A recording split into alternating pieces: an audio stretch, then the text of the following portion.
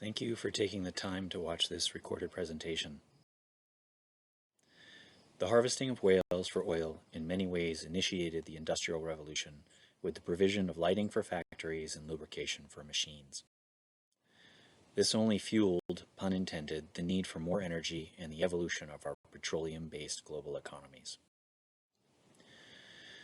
With which sad irony has led to the massive climate change challenges we are facing today. As part of a multi-purpose effort to combat climate change by transitioning our energy portfolio to renewable resources, create new jobs, and increase our energy security, the Biden administration announced a new goal to produce 30 gigawatts of offshore wind by 2030.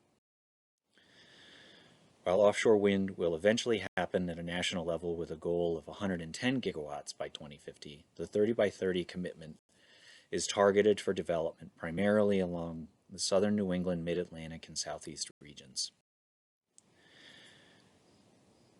Shifting a bit, this is not our nation's first foray into renewable energy development.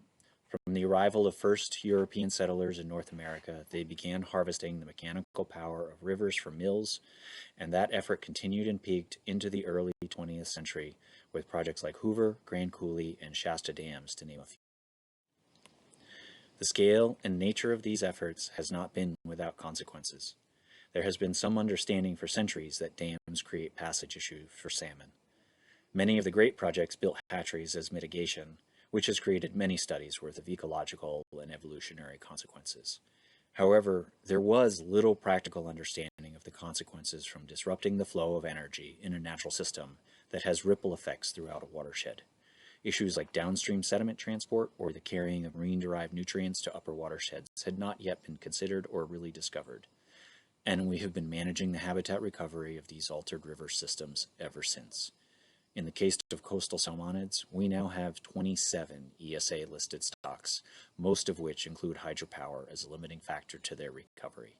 And in some cases, including southern New England Atlantic salmon, these stocks have already been lost.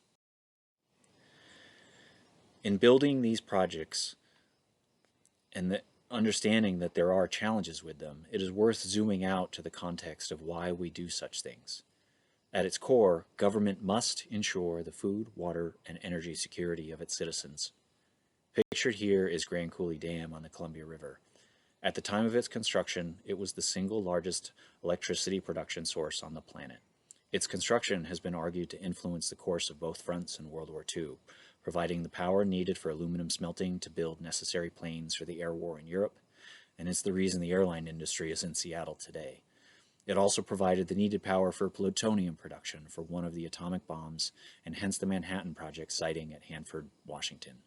So there are times when the need for pursuing these projects is great.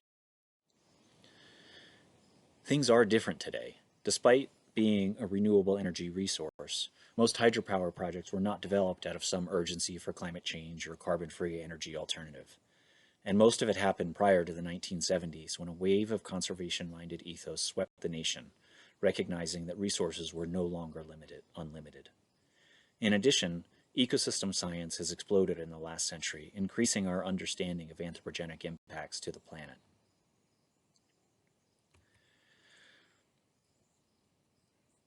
As part of this new knowledge and recognition, Congress created the MMPA and ESA, and President Nixon created NOAA.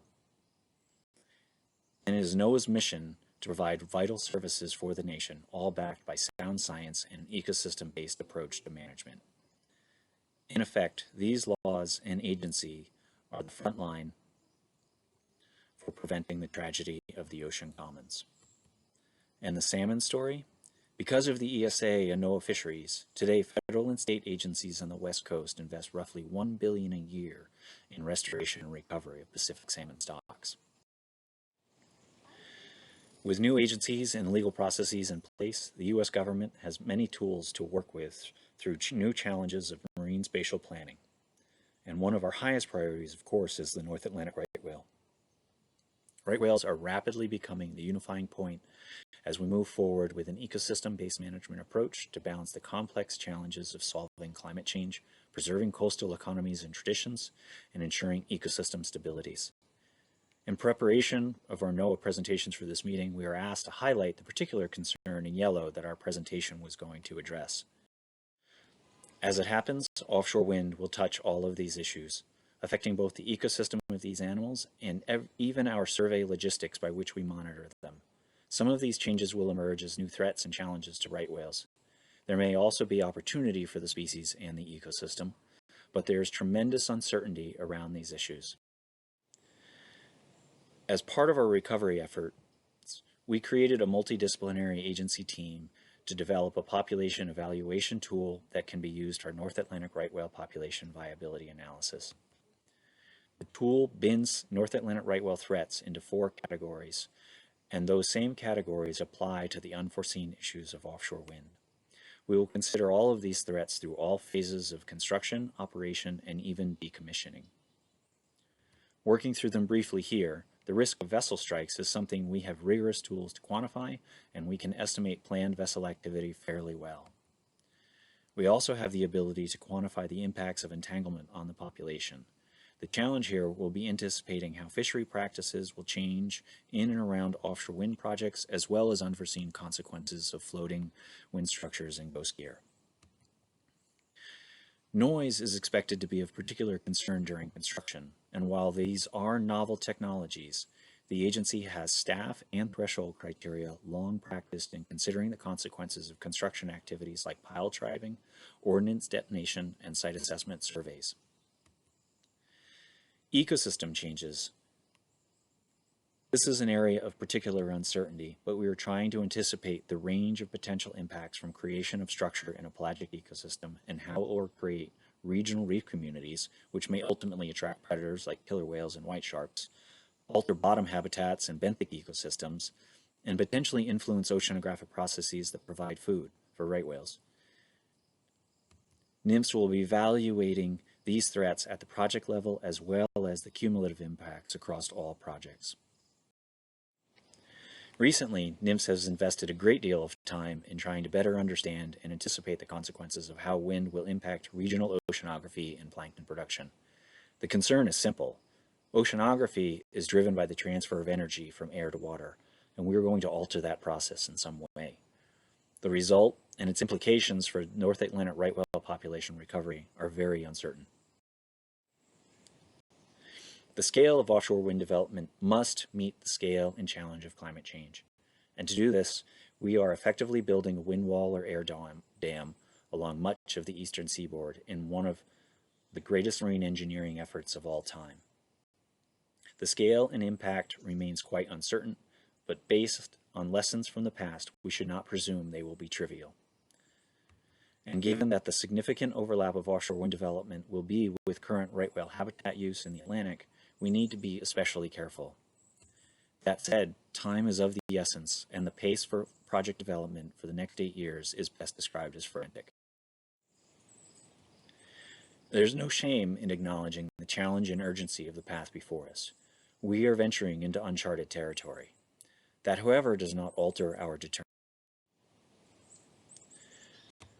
As part of this, NOAA Fisheries is working to build capacity. We're both hiring staff and reprogramming staff who are working on other issues. We will also continue to endeavor to use the best available science. As part of this, we will have to acknowledge and plan for significant uncertainty, but we will rely on expert elicitation. In the short term, we're going to use oceanographic modeling to inform our challenges, particularly for ecosystem issues. And in the long term, adapt and mitigate our surveys so that they can still function in and around turbines, as well as use them to evaluate the impacts of offshore wind. And we will be continue to build decision support tools to evaluate these challenges and inform our management processes. We will be developing biological opinions and issuing requested MMPA incidental take authorizations. We will evaluate the potential impacts from incidental take, and we will develop and require mitigation, monitoring, and reporting strategies to avoid and minimize potential impacts. And working with our partner agencies like BOEM and DOE, we will be doing all of this. Most, if not all of us in this meeting are conflicted about wanting more time to work through this process. However, we must acknowledge that climate change is as great a threat to right whales as it is to humans, be it victims of recent hurricanes in the southeast, drought and fires in the west, and global concerns about the increasing numbers of climate refugees from the equatorial regions and the inevitable threats to geopolitical stability in Eastern Europe and elsewhere. While right whales are at greater risk of extinction, they have come to have an unprecedented level of influence on the decision-making process. My concluding point is that right whales have become the litmus test for deciding the right course of action for development in the Western Atlantic as a whole, and we will be considering them as a primary species of importance for our decision-making going forward.